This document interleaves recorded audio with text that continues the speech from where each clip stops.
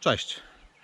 Po naszym ostatnim filmie, na którym pokazywaliśmy, że kupujemy namiot, napisaliście bardzo dużo komentarzy, że chcielibyście zobaczyć, jak on wygląda w środku, jak się go rozkłada i tak dalej. Także dzisiaj jest ten dzień, kiedy postaram się pokazać, na ile sprawnie to idzie. Zobaczcie sami. Namiot zaczynamy, z tego co pamiętam, rozkładać od poluzowania tych rzepów z tej strony, z tamtej strony, i pierwsze otwarcie, czy pierwszy ruch, jaki się wykonuje, to jest po prostu odpięcie rzepów tutaj i zluzowanie klamerek, co idzie fenomenalnie, jak widać. Za chwilę będę się musiał wdrapać po prostu na koło, żeby to zrobić. Później odsuwa się suwak dookoła namiotu i zdejmuje tą czapę.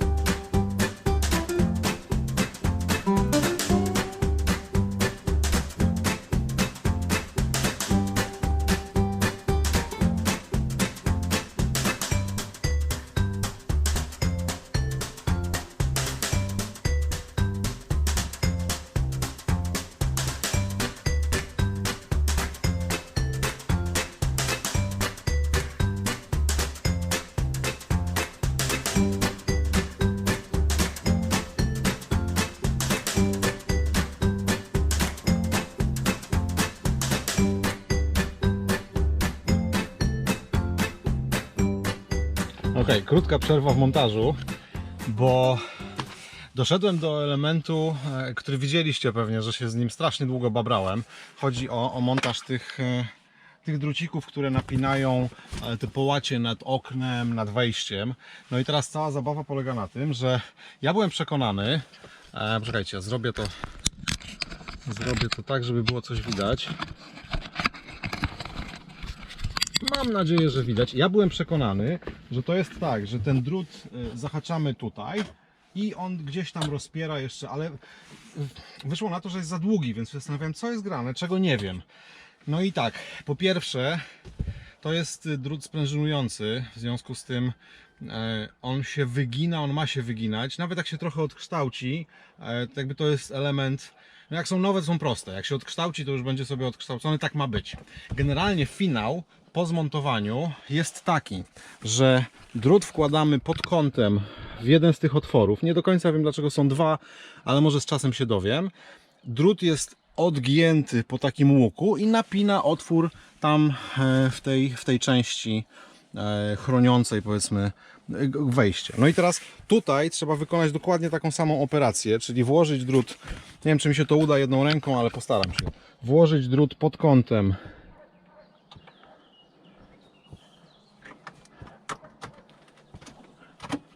o tak, do końca, tak jak teraz. Można najpierw złapać, ja chyba tam tak złapałem najpierw, a później, no właśnie mówię, tak trochę siłowo wkładamy drut. Voilà, jest zrobione, ogarnięte. Ja zrobię tą operację jeszcze w jednym oknie, żeby, może tam z drugiej strony, żeby było trochę światła w środku namiotu, i zaproszę Was do środka, żebyście zobaczyli, jak to wygląda, co tam jest, bo to jeszcze nie koniec pracy. Namiot właściwie już jest rozłożony. Jest parę takich niuansów, które jeszcze trzeba poprawić przy następnym rozłożeniu. Na przykład te druty sprężynujące, które rozkładałem, one owszem podpierają namiot w taki sposób, że schodzą tam, natomiast i tutaj wchodzą w takie otwory, które są pod kątem. One są mniej więcej, no tak jak wchodzi to w ten. Natomiast namiot jest tak skonstruowany, że ten drut powinien przechodzić przez ten wypust tutaj. Ja to zrobiłem tak, no nie wiedziałem, nie zauważyłem. Następne rozkładanie będzie już przez te właściwe otwory. To jest zrobione, zakładam, po to, żeby w przypadku deszczu po prostu woda nie leciała ani pod suwak, ani pod podłogę wtedy. No bo zobaczcie, tu się może spokojnie gdzieś tam woda przelewać. A tak to jest wszystko ładnie, estetycznie zasłonięte. W sumie było lepiej, mimo że wyglądało dramatycznie, było lepiej niż zakładałem, że będzie. Oczywiście jeszcze tutaj idą linki, które za chwilę, ale generalnie namiot jest już rozłożony. Zauważyłem jeszcze jedną rzecz, to znaczy jakby na koniec po rozłożeniu tego namiotu trzeba te wszystkie elementy, ten punkt, ten, one muszą być ponaciągane, a niestety jak się kupuje namiot, to są takie kwiatki i to trzeba spiąć. Mówię o tym dlatego, że na początku po prostu trzeba się posiłkować czymś takim. Na dzień dobry jednak warto takie pierwsze rozłożenie zrobić gdzieś w warunkach, gdzie możemy się supportować na przykład zwykłą drabiną, bo jak to się zepnie, to potem dopięcie tego to już nie jest kłopot, to jest pyk i zrobione. Natomiast żeby przepleść te linki, no z ziemi będzie trudno, a ta drabina nie wystarczy. Więc polecam pierwsze rozłożenie zrobić rzeczywiście na sucho, żeby sprawdzić, czy wszystko jest ok, żeby nas teren potem nie zaskoczył. Został mi właściwie jeden element na zewnątrz, czyli ten naciąg i teraz nie wiem, czy przyczepiać do tego linki, bo tak naprawdę to powinno być albo linkami połączone z ziemią, albo zaczepione o to. Tego nie wiem, w instrukcji tego nie widać. Będę musiał po prostu popróbować, potestować, ale w jakiś sposób ten tropik trzeba będzie naciągnąć. Myślę, że linki gdzieś do drzewa to będzie niezły pomysł. Chyba że macie inne sprawdzone patenty. Mówię do tych, którzy już to robili nieraz. To dajcie znać. Teraz przenoszę się do środka, bo tam jest jeszcze parę ciekawych rzeczy do sprawdzenia.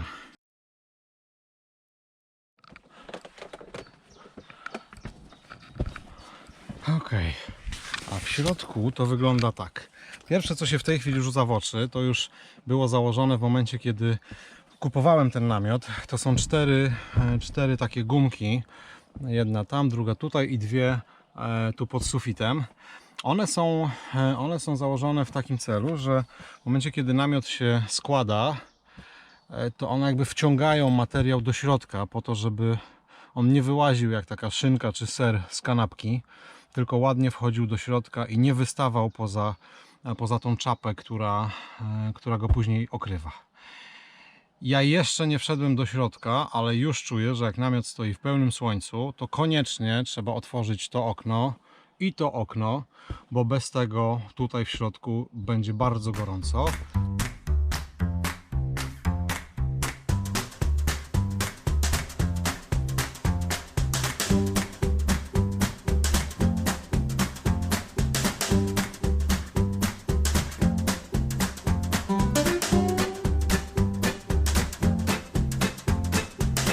Teraz jest znacznie lepiej, ale w tym modelu, w tym namiocie jest jeszcze jedna fajna rzecz. Te linki na czas spania można sobie oczywiście złożyć. O, to się wypina na takich haczykach. Tutaj jest jeszcze jedna bardzo fajna rzecz. Mianowicie takie okienko dachowe.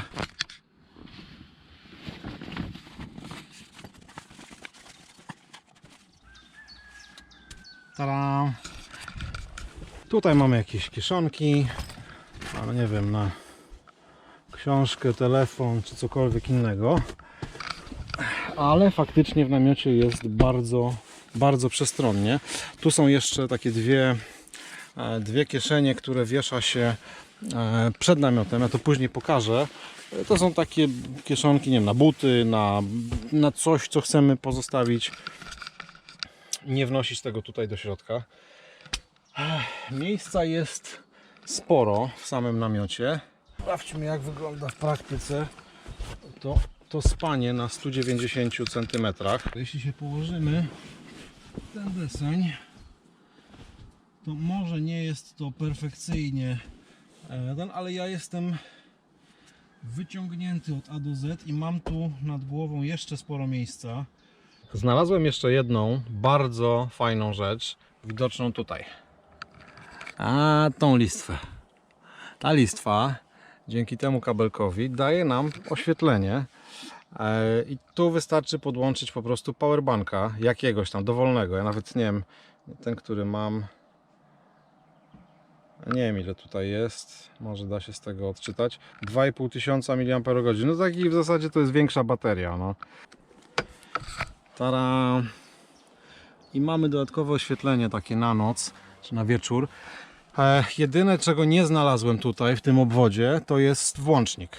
A teraz mam informację dla tych, którzy na przykład obawiają się bardzo, że ten namiot jest tak skonstruowany, że no on wystaje, jakby połowa jego powierzchni wystaje poza obrys samochodu. W związku z czym pierwsze skojarzenie jest takie, że namiot jest podpierany przez drabinę, która jest na zewnątrz.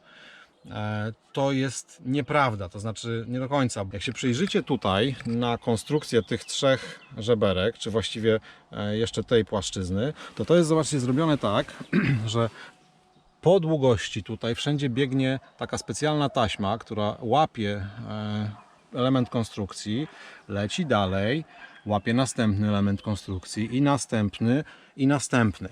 I namiot w momencie, kiedy się rozkłada, to gdyby, nie daj Boże, chciał się rozłożyć jeszcze bardziej, to ta taśma trzyma te elementy konstrukcyjne w taki sposób, że no, jesteśmy w stanie, myślę, w najgorszym układzie zareagować dość szybko w sytuacji krytycznej. Natomiast tak jak rozmawiałem z ludźmi, którzy nam ten namiot sprzedali, jeszcze im się nie zdarzyło, żeby wydarzyła się jakaś tragedia. Patrząc na to, wierzę, że jest to skonstruowane na tyle solidnie, że tu spokojnie można skakać. No dobra, skakać może bym nie chciał, ale tutaj spokojnie można chodzić, turlać się, po prostu spać, tu przebywać na wieczór, bez obaw, że coś niedobrego się wydarzy. Do tego stopnia, że zobaczcie, ja teraz jestem na krawędzi, na tej krawędzi, która jest bezpośrednio nad ziemią. I to naprawdę jest bardzo solidne i bez najmniejszego problemu nie będę miał tutaj kłopotu, żeby spać w ten sposób, czyli spać na samej krawędzi tutaj, zostawiając miejsce tamto bezpieczniejsze, nazwijmy to, dla pozostałych osób z rodziny. Naprawdę czuję się tutaj bardzo pewnie, więc może właśnie udaje mi się rozwiać wątpliwości tych, którzy sądzą, że no wygląda to mało pewnie, czy mało zachęcająco przy takiej konstrukcji. Tego się nie musicie obawiać. To jeszcze jedna rzecz, bo to jak się patrzy na ten namiot, to wydaje się, że on stoi bardzo krzywo. I on faktycznie stoi krzywo, dlatego że samochód jest zaparkowany krzywo. Zobaczcie, jak jest skoszony. No ale ja po prostu stanąłem w takim miejscu, gdzie prawa strona samochodu jest bardziej w górze i automatycznie zarówno ta część, jak i ta część idą bardziej pod kątem. Wniosek jest tylko taki, żeby parkując samochód próbować przynajmniej ustawić się na jakimś takim poziomym miejscu. Na to też trzeba zwrócić uwagę. W środku nie ma dramatu, to znaczy można spać. Może jest takie wrażenie, że jest skrzywiona podłoga, ale to też nie jest tak, że ma tendencję do tego, żeby się sturlać na drugą stronę, więc nie ma dramatu.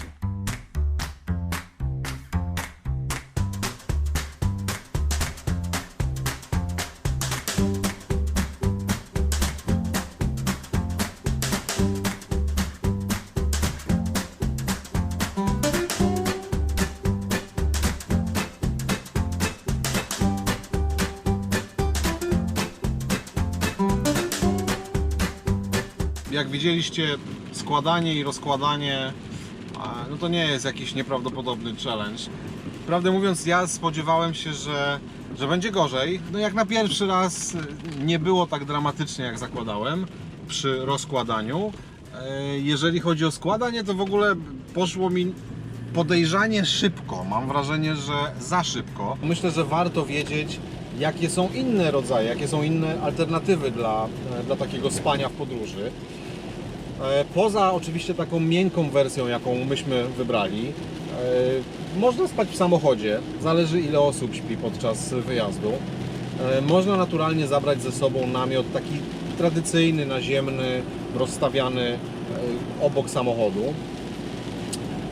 I są jeszcze wersje namiotów dachowych, które wyglądają jak taki duży boks zakładany właśnie na dach. No i teraz tak, jeżeli chodzi o namiot tradycyjny naziemny, wiadomo, bardzo przystępne ceny, chociaż są wersje, które są bardzo drogie, ale jakby uśredniając, rzeczywiście te namioty można kupić za bardzo fajne pieniądze. Nawet dla 5 osób to i tak będzie tańsze niż to, co myśmy kupili. Wersja miękka, taka jaką my mamy, to jest wydatek około powiedzmy 5000. Tyle trzeba wydać za namiot tej wielkości. Można oczywiście spać w samochodzie i wtedy to jest kwestia przystosowania auta do spania w środku. Tutaj właściwie sky is the limit, to znaczy w zależności od tego, kto co potrzebuje, z jakich materiałów i tak dalej, to może kosztować kilka złotych i może kosztować nawet pewnie kilkadziesiąt tysięcy. No, są firmy, które robią to mega porządnie za absurdalne kwoty. Można zrobić samemu, zmieścić się w bardzo fajnych pieniądzach, no co komu potrzebne. Jest jeszcze jedna wersja spania na dachu i to są właśnie skorupy. Tutaj jest tak, że moim zdaniem to jest świetne rozwiązanie. Ja bym chciał mieć takiego boksa zamiast tej miękkiej wersji. Natomiast boksy mają pewne ograniczenie, chodzi o powierzchnię do spania. Oczywiście są wersje bardzo duże, ale one są po prostu histerycznie drogie. W przypadku boksów, jeśli dobrze pamiętam, ceny zaczynają się od około 10 tysięcy, nie wiem, 8, 9, zależy jakiej wielkości, a w górę to już tam nawet o 2 dychy się taki porządny boks potrafi oprzeć. No i dla nas na dzień dobry jest to kwota nie do przeskoczenia. Znaczy, jakby w tych wartościach wolimy kupić parę innych rzeczy, które sądzimy, że przydadzą się podczas podróży. Natomiast jeżeli kogoś stać chciałby, wydaje mi się, że jest to o tyle wygodniejsze, że nawet podczas jazdy ten boks ma lepszą aerodynamikę, rozkłada się to fenomenalnie, no bo to jest na siłownikach, to jest po prostu platforma, która otwiera się tak albo tak i mamy gotowy namiot. No ale za wygodę się płaci, wygoda swoje kosztuje. W związku z tym myśmy zdecydowali, że idziemy w tą miękką wersję, a za część pieniędzy jeszcze doposażymy w samochód w kilka innych historii. Także reasumując, namiot naziemny, namiot miękki, zabudowa bądź skorupa to są takie 4 wersje tego, co można mieć. Jeśli jest 5., 6. czy 7., dajcie znać, bo może jest coś, o czym na przykład myśmy w ogóle nie pomyśleli. Może jest coś, co sprawdza się jeszcze lepiej niż to i warto to wziąć pod uwagę. Poproszę o sygnał, może o czymś nie wiem. Dajcie znać, co sądzicie o tym, co zobaczyliście. Jestem bardzo ciekaw, czy to Wam w ogóle pomogło, bo może jeszcze coś należałoby dograć. Może temat w ogóle niewyczerpany. Może potrzebujecie dodatkowych informacji, to bardzo poproszę. No i jeżeli są jeszcze jakieś tematy, które mógłbym powiedzieć, pokazać, bo jeszcze sporo przed nami w takich, powiedzmy, w tych obszarach zakupowo, testująco jakichś tam. Mówiąc krótko, jeżeli jest coś, co jeszcze chcielibyście zobaczyć, dajcie znać. Może akurat jest to jeden z tych elementów, który my też bierzemy pod uwagę. Będziemy go kupować. Chętnie pomogę, jeśli tylko oczywiście będzie to w tym obszarze, który nas również interesuje. Na pewno przed nami takie 3 kwestie istotne. Jedna z nich to jest lodówka. Tutaj cały czas zastanawiamy się już między 2 firmami. Wielkość tej lodówki to będzie jakieś 40 litrów. Drugi element, który musimy dokupić, to jest panel, fotowoltaika montowana prawdopodobnie na maskę samochodu. I trzeci to jest inwerter. Jeżeli chodzi o inwerter, są ze 2 firmy takie, które rozważam. Będę po prostu dobierał pod kątem tego, co nam tak naprawdę jest potrzebne w tych podróżach, a są dosłownie ze 2-3 elementy, które chciałbym, żeby ten inwerter obsłużył. między innymi ekspres do kawy. Póki co serdeczne dzięki, że poświęciliście czas na obejrzenie tego filmu i mam nadzieję do zobaczenia niebawem. Cześć!